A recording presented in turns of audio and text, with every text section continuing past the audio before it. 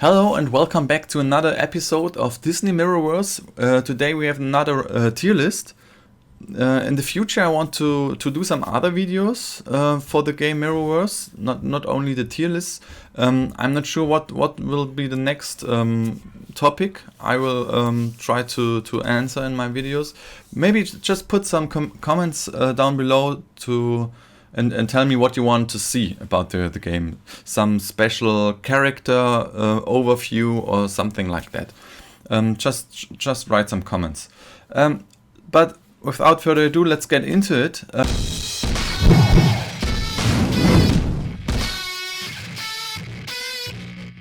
The ranged characters this time for August, and in my tier list, like in many others, there are two ranged characters that stand out above all others, and that's Zurg and Gaston. Both of those two characters have an enormous damage output, but Zurg is way better than Gaston because Zurg, the ranged characters are a little bit difficult to handle with your thumbs, because you have to, for the most of them, or for many of them, you have to use your heavy attacks with holding the attack key for a short amount and then releasing it to make a heavy attack instead of basic attacks by tapping the attack key. For Zurg it's different. You can just hold it and he gets into the rapid fire mode, where he just attacks straight through and through and just kills every enemy with an enormous output of damage. And you can even dodge while holding the attack key and don't stop attacking. So this is the reason why Zurg is even a lot better than Gaston. But Gaston has a lot of damage output too. Gaston has a little bit less damage when the enemy is bleed immune, because you can't bring them to bleed. But that's not... It's a difference, but it's not a huge difference. It's not a small difference. You have to decide if Gaston is your go-to character if you have a stage of enemies that are bleed immune. Zurg is usable in the high-tech tower. Gaston is usable in the leader tower, and both of them are at the moment hard to get. I think Gaston is in the basic crystal, so you can get him more often than Zurg. Zurg was in an event not a long time ago, so he's not in the basic crystals, but I think at the moment you can get him through his event crystals still. Next one is Buzz Lightyear. Buzz Lightyear is the only ranged character who can be used in two towers. The high-tech tower and the leader tower. So this is a big plus for him, and he has a good damage output too. If it would be a little more damage, I would also consider him to be S tier, because he can be used in two towers, and that's a huge advantage. But Zurg he does so much damage.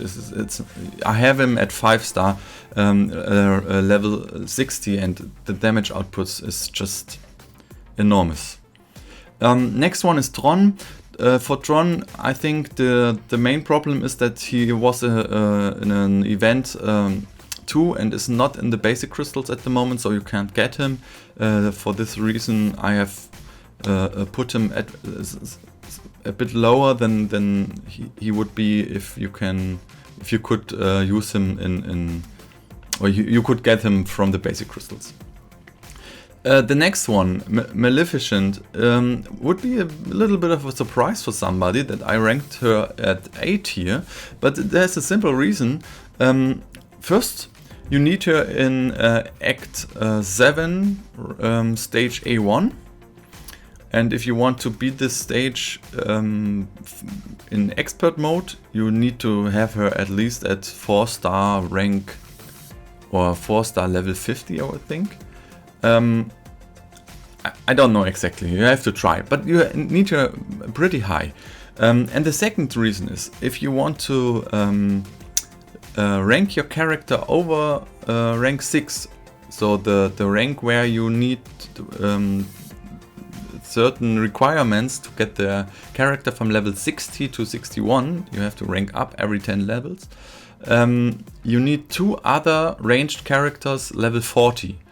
And so you have to decide which characters should it be. And for the reason that you need Maleficent in Act 7, and you can't swap her out or exchange her for something, or you need her, you have to use her.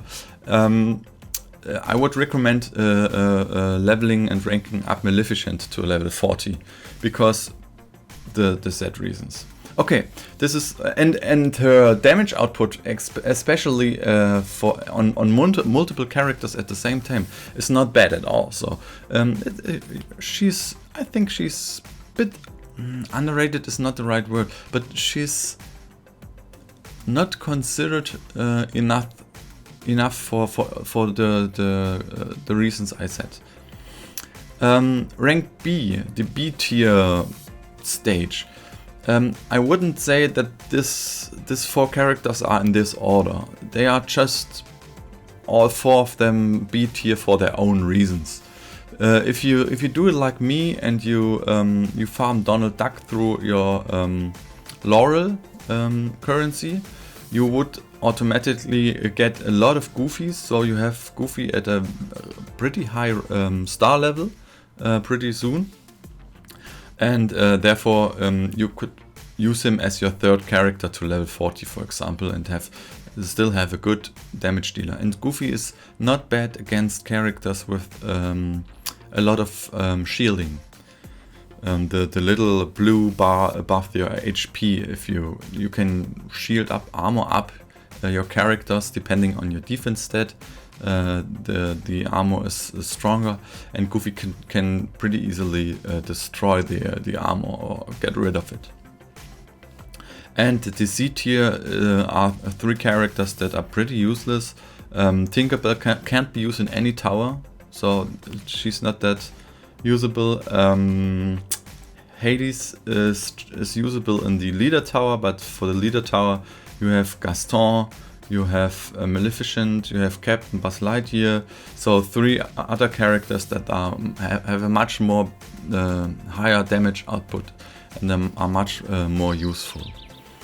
And Eve, you can for Eve it's the same. You can use her in the high-tech tower, but there are many high-tech champions that are way better than Eve. So if you have them, I would consider checking your melee characters.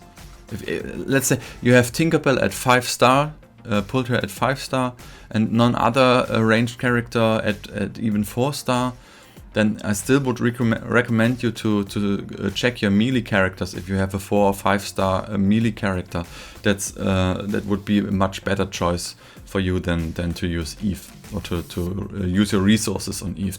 I would keep the resources and wait for another or a better character that can help you in another tower or something like that in later parts of the game. Okay, this was a pretty fast video. We are at 8 minutes. Doesn't matter. Don't forget to comment and give a thumb up and a like, and maybe subscribe to the channel. Thank you for watching. Bye bye.